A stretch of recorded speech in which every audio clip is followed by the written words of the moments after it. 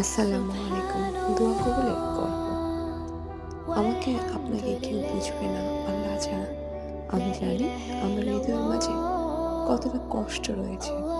আমার অন্তরের খবর একমাত্র আল্লাহ জানেন। আল্লাহ জানেন আমার আপনার কি দরকার এই জীবনের জন্য। খুবই হতাশ আপনি, তাই না? জি, আমি জানি রাতের পরে রাত কান্না করছেন, তাহাজ্জুদ নামাজ পড়ছেন। তবু মনে হচ্ছে আমার কিছুই কবুল হচ্ছে না।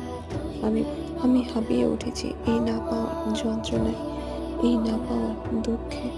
জানেন আমাদের রব উত্তম পরিকল্পনাকারী, এই বিশ্ব জগতের প্রতিপালক। আমার আপনার ভালো তিনিই ভালো জানেন। আল্লাহ জানেন আমাদের জীবনে কখন কি প্রয়োজন, কখন কি দরকার। বিশ্বাস রাখুন আল্লাহর উপরে পরিপূর্ণ। আমি আশা করি এই বিশ্বাস